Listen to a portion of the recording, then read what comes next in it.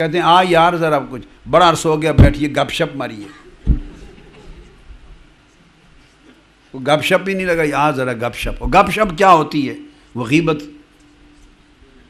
کبھی اس کا موضوع چھیڑ دیا، کبھی اس کا شکوہ کر دیا، کبھی اس کے برا بلا کر دیا. یار اس نے میرے ساتھ بڑی زیادتی کی، پتہ ہے آپ کو؟ نہیں مجھے تو نہیں پتہ، میں آپ کو قصہ سناتا ہوں. ساری سٹوری سنا دی، اس نے میرے ساتھ ایسا کیا ایسا کیا. اس ساری سٹوری سے سوچیے حاصل کیا ہوا سوائے اس کے کہ گناہ کمایا. آپ نے غیبت بول کر، اس نے غیبت سن کر. اس نے ایسا کیا کر دیا، ختم ہو گئی. سنانے سے کیا حاصل ہوگا؟ بولے وہ جی دل کا بوجھ ہلکا کر رہا ہوں، دل کا بوجھ ہلکا کر رہا ہوں. اور اس نے یہ دل کا بوجھ 50 لوگوں کے سامنے ہلکا کر لیا. جو مل جائے گا اگلا اس کا پتہ ہے اس کو بھی سنا دے گا. 50 لوگوں کو روایت سنائے گا. وہ بوجھ ہی ہلکا کر رہا ہے. بابا میں ایک سبق سکھاتا ہوں بوجھ ہلکا کرنے کا، ایک سبق میں بھی دیتا ہوں اس درس تصوف میں. بوجھ ہلکا کرنے کا ایک تو ہے نا کہ ہر ایک کو سنا کر ہلکا کرو. ایک طریقہ بتاتا ہوں کہ بوجھ لو ہی نہیں، بس ختم. ہلکا کیا کر؟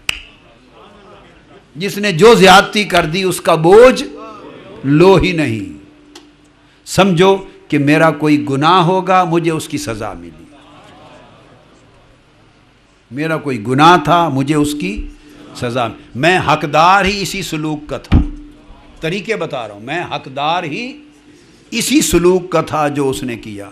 میرے کسی گناہ پر یہ سزا ملی، یا اللہ نے ایسا چاہا، میری کسی نفس کی طبیعت کو درست کیا، اللہ پاک نے مروڑا ہے، پیچ کسا ہے میرا. اس طرح کی میں نے 3 مثالیں دی، 30 بن سکتی ہیں. ایڈجسٹ کر لیں اپنی سوچ کو جہاں چاہیں. It is a matter of adjustment. ٹھیک ہے؟ تو جب آپ یوں سوچیں گے تو بوجھ ہی نہیں آئے گا. تو جب بوجھ ہی نہیں لیا تو اب ہلکا کرنے کی کوئی تکلیف ہوئی؟ یہ تکلیف ہی نہیں اٹھائیں گے، جان ہی چھوٹ گئی. ہائے ہائے ہائے، جان ہی. اور پھر بھول جائیں. لوگوں نے نیکی کی ہو تو یاد رکھیں، جس نے زیادتی کی ہو بھول جائیں. کسی کی نیکی کی ہو کسی نے تو یاد رکھیں، اس کا پھل دیں، اس کو صلہ دیں. کسی نے زیادتی کی ہو تو بھول جائیں، تو بوجھ ہی نہیں ہوگا. جی میں نے ساری زندگی اس کے ساتھ بھلائی کی.